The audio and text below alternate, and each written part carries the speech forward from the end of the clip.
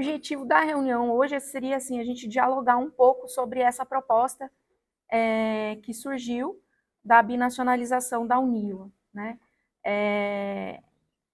Então, assim, eu vou começar colocando um vídeo, né, em que o diretor-geral de Itaipu afirma que há uma decisão, né, sobre a binacionalização da Unila, para a gente começar a discussão sobre algo, assim, concreto, né, e evitar, mas onde que foi, né, onde é que saiu isso, em que meio de comunicação, quem que disse, então eu vou mostrar aqui, aí a gente, né, pode, então, partir de algo um pouco mais concreto.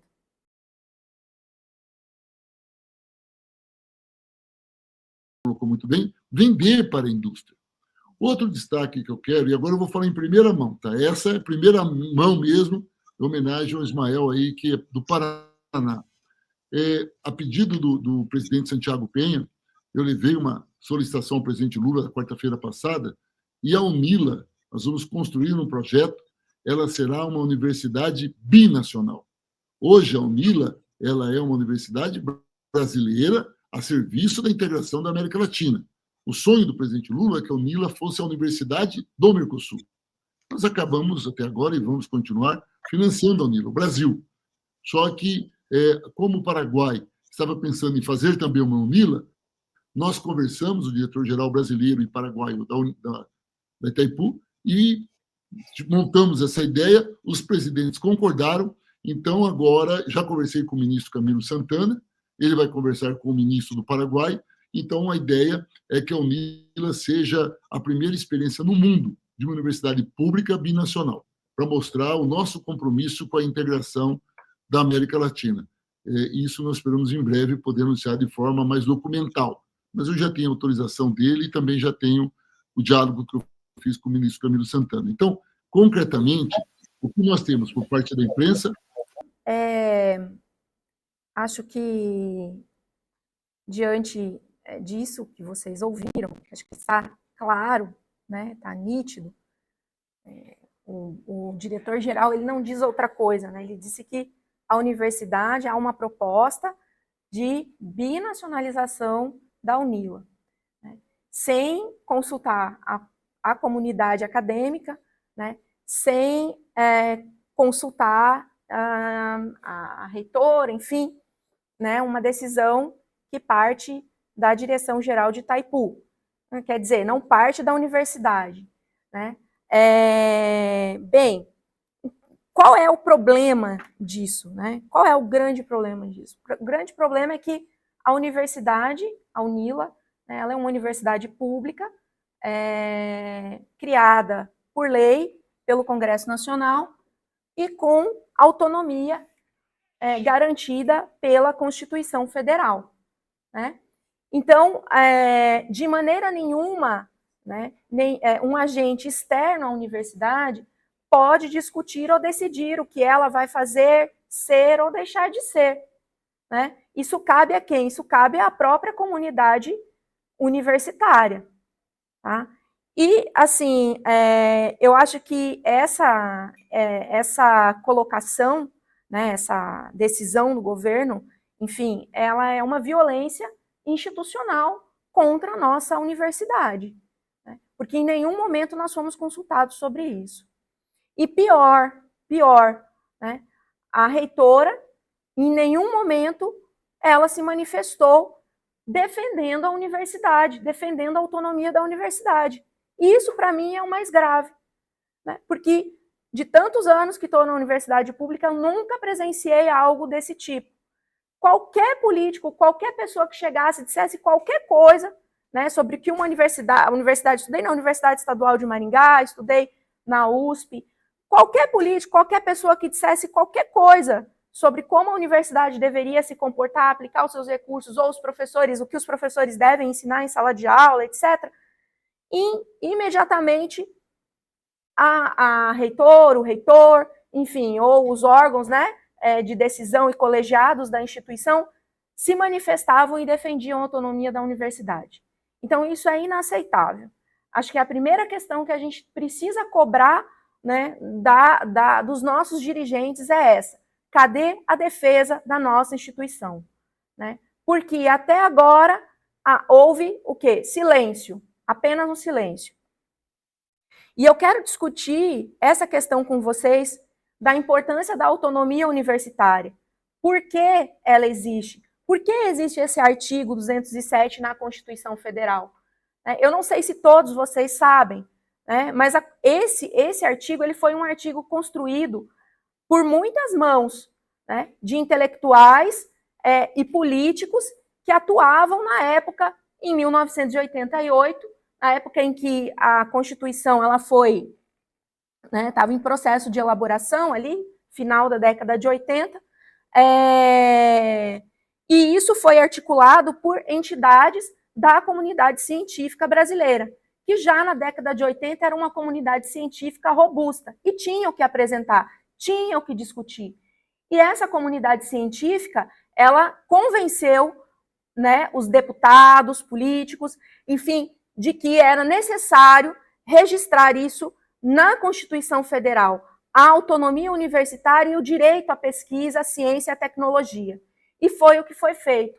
Diferentemente das outras constituições, em 34, 42, se não me falha a memória, né, em 46, em que o Brasil ele não tinha ainda uma comunidade acadêmica muito consolidada, era muito pequena, eram poucas universidades, a primeira universidade foi criada em 1932, então, assim, havia os trabalhos de quem? Havia o trabalho de Carlos Chagas, Oswaldo Cruz, né, que foram os nossos primeiros cientistas, né? Agora, em 1988, não, já havia um número maior de universidades, nós tínhamos um grupo grande de intelectuais e de cientistas, e esse grupo se organizou, né, e foi, então, articular a construção, né, a aprovação desse artigo 207 e de um outro artigo também que dizia a respeito à defesa da ciência e tecnologia e da autonomia. Essas pessoas que correram, que articularam isso, né, eu vou falar o nome deles aqui, Aziz Saber, Bolívar Namolier, Ernei Camargo, João Célio Brandão, Milton Santos e José Albertino Rodrigues, junto com, então, senador Fernando Henrique Cardoso. Tá? Foram os que articularam esse artigo 207 como ele é hoje, como nós conhecemos hoje. Tá? Isso, por que isso foi feito? Porque se vocês se lembram, né, na história, em 1964, o que foi que aconteceu no Brasil? A ditadura militar. E houve, durante esse processo, um processo de expurgo dos professores, intelectuais, alunos das universidades. Não havia lei que garantisse autonomia ou coisa semelhante, ou toda uma estrutura, um aparato legal que garantisse, né, o desenvolvimento autônomo e científico no Brasil. Então, diante, né, dessa situação, então, resolveu-se criar, né, e, enfim, construir esse artigo 207, que hoje está sendo violado. Né, está sendo violado de uma forma autoritária. Então, o autoritarismo, mesmo tendo um aparato legal, o autoritarismo ainda vem prevalecendo. Há 3 anos atrás, né, quem é que estava no poder? Nós tínhamos quem no poder? Um governo de extrema-direita que beirava o fascismo. Atentou contra as universidades, mas não conseguiu destruí-las. A UNILA sobreviveu a esse período. A UNILA sobreviveu ao período do Temer, sobreviveu ao período do Bolsonaro e agora está correndo o risco de sucumbir ao governo Lula, que se diz um governo democrático, né, e que defende, né, as universidades. É muito estranho isso, muito estranho isso. Então, o que eu quero também destacar é que por que a universidade ela sobreviveu ao Bolsonaro, ela sobreviveu ao Michel Temer e ela sobreviveu a tantos outros ataques? Né? Porque a universidade no Brasil ela se constitui como uma política de Estado. Tá? Política de Estado é diferente de política de governo. O que é uma política de Estado? Eu vou até ler aqui, ó. Quando uma política pública é criada de forma estruturada, pensada por diferentes setores da sociedade, com grande apoio social, robustez e orçamento para ser executada a longo prazo.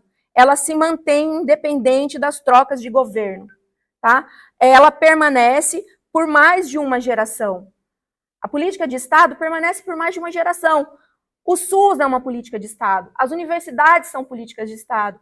Pode mudar o governo, a universidade vai continuar existindo, o SUS vai continuar existindo, porque é uma política de Estado. Agora, o que é uma política de governo? São políticas públicas criadas de acordo com interesses e ideologias de grupo político que está no poder.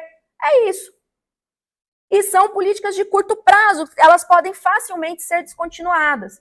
Então, é disso que se trata, né? A UNILA, só há uma forma da UNILA se tornar binacional, que é revogando a sua lei de criação e incorporando ela como um braço corporativo da Itaipu.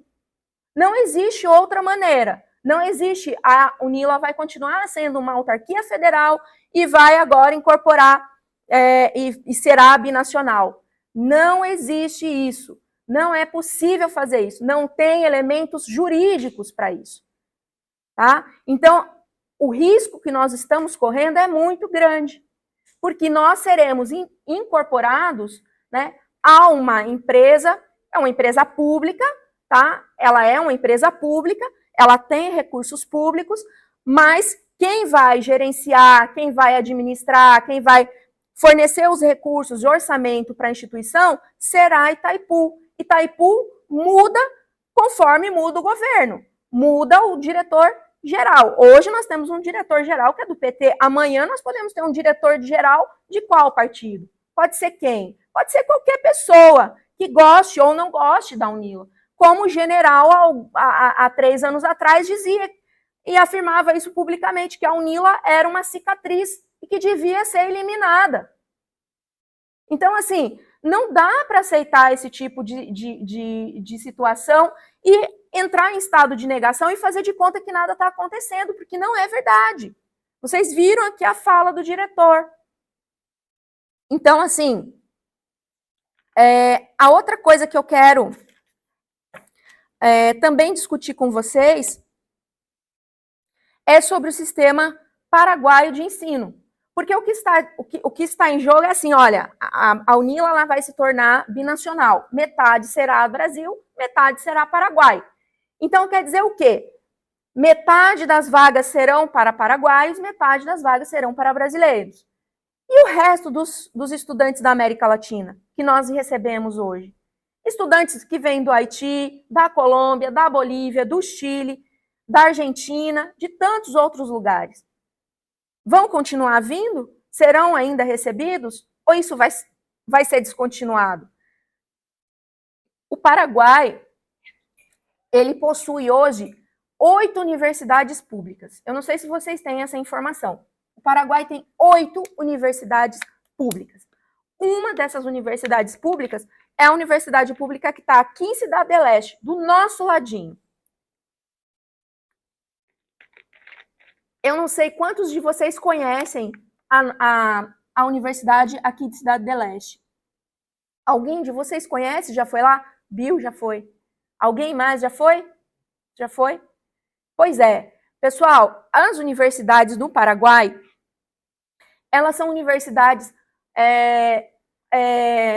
muito diferentes dessa estrutura universitária que nós temos hoje aqui no Brasil, tá? São universidades que não têm uma política de desenvolvimento de pesquisa, não têm autonomia universitária, são universidades que cobram mensalidade e que vendem até produtos agrícolas. Elas funcionam como uma empresa, não como uma universidade. O Paraguai produz uma produção científica muito baixa, tá? Eu tenho aqui um dado, por exemplo, o Uruguai, ele possui 297 registros de publicação científicas naquela plataforma Scopus. Tá? O Uruguai tem metade da população do Paraguai. O Paraguai possui apenas 25 documentos citados. Tá? O Paraguai não tem um aparato legal que garanta a autonomia das suas instituições públicas. Tá? Não existe uma política de Estado, como existe aqui no Brasil, de manutenção financiamento das universidades públicas e, especialmente, garantia de sua autonomia. Então, as universidades lá, elas possuem limitações e elas são espaços de disputa partidária, de disputa de governo, clientelismo, enfim, uma série de problemas, tá? Eu não quero criticar o sistema paraguaio, não é isso, mas eu quero deixar claro que existem diferenças muito consideráveis em relação àquilo que nós entendemos como universidade aqui no Brasil. E isso precisa ser debatido, tá? Então, assim, se essa discussão, né, ela tem sido feita de uma forma muito atropelada, na minha opinião,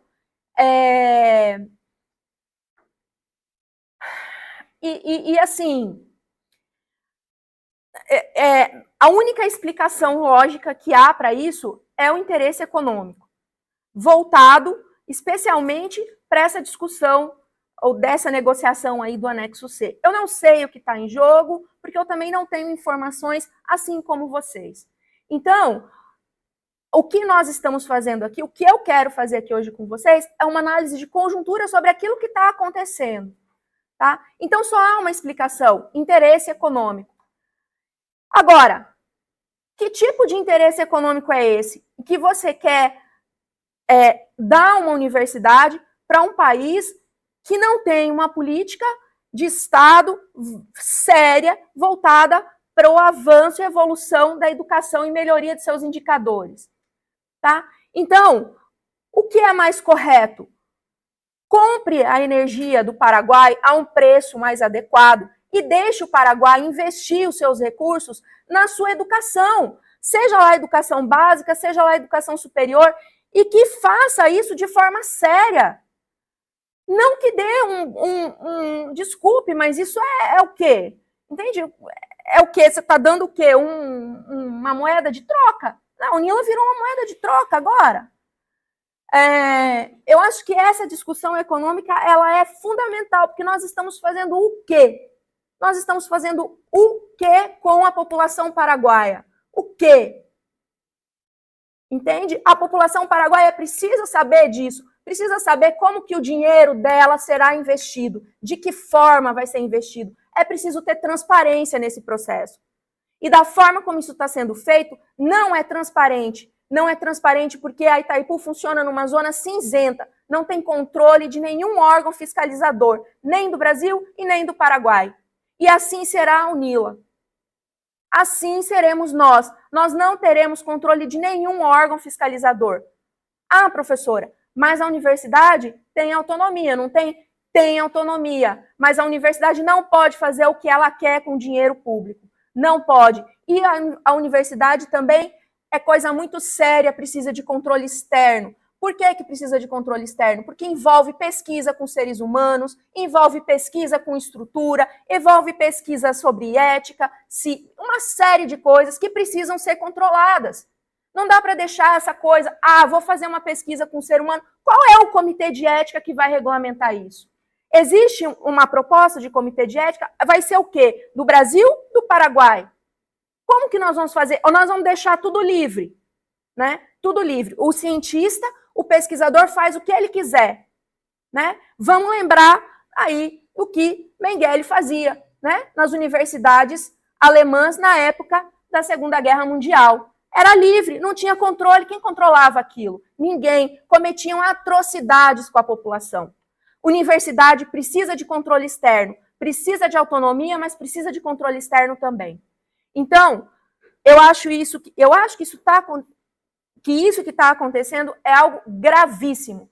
É um atentado à autonomia das nossas universidades. É um atentado à nossa política de Estado para a educação. É um atentado, é uma violência. É uma violência contra a nossa instituição. Isso não pode passar batido.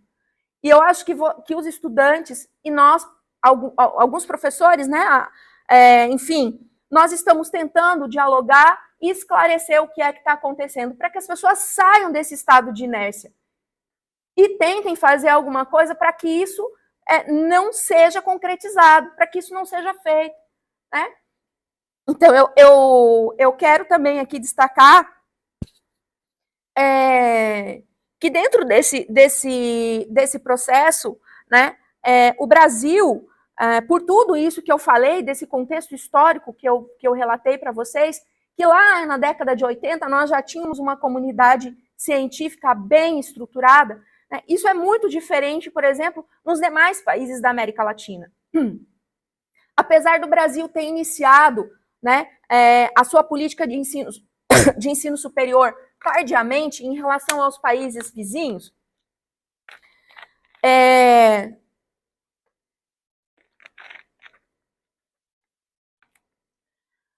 nós acabamos incorporando diversos aspectos da ciência moderna, né, nessa nossa estrutura universitária. Os países vizinhos, né, que foram colônia da Espanha, eles, alguns, assim, têm universidades antiquíssimas, como o Peru, a própria Argentina, o Uruguai, mas eram instituições, basicamente, instituições de ordem religiosa. Então, eram instituições controladas, majoritariamente não, eram controladas pela Igreja Católica.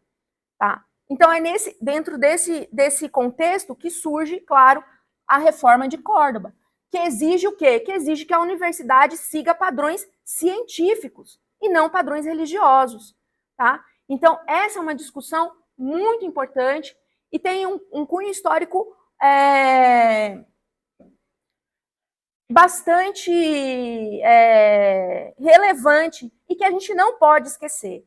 Então, dentro desse contexto, o Brasil tardiamente ele incorpora essas mudanças, a fundação das suas universidades, ela já contém esses princípios, segue princípios científicos, não é, né, controlado por ordem religiosa, mas sim pelo Estado. Havia problemas, evidentemente, porque antigamente os professores das instituições, eles não eram contratados por meio de concurso público, como é hoje. Essa estrutura que vocês conhecem é uma estrutura também muito nova no Brasil, né? Antigamente eram os catedráticos que escolhiam os professores que assumiriam determinadas disciplinas, né? Então, havia também um certo, né, controle de uma elite, né, sobre as instituições de ensino público no Brasil. Bom, e assim, e o que eu quero dizer com isso? Eu quero dizer que, apesar do Brasil ter começado tardiamente, o Brasil avançou muito mais na sua política de ensino superior do que os outros países da América Latina que iniciaram antes de nós a instauração de estruturas universitárias. Por quê? Por quê, professor? Por que isso aconteceu no Brasil e não aconteceu, por exemplo, na Argentina? Investimento público, recursos públicos. Quando eu estou discutindo aqui com vocês a Constituição de 88, lá em 88 também foi votado os primeiros orçamentos pelo Congresso. E o que a SBPC, que é a Sociedade Brasileira pelo Progresso da Ciência, fez?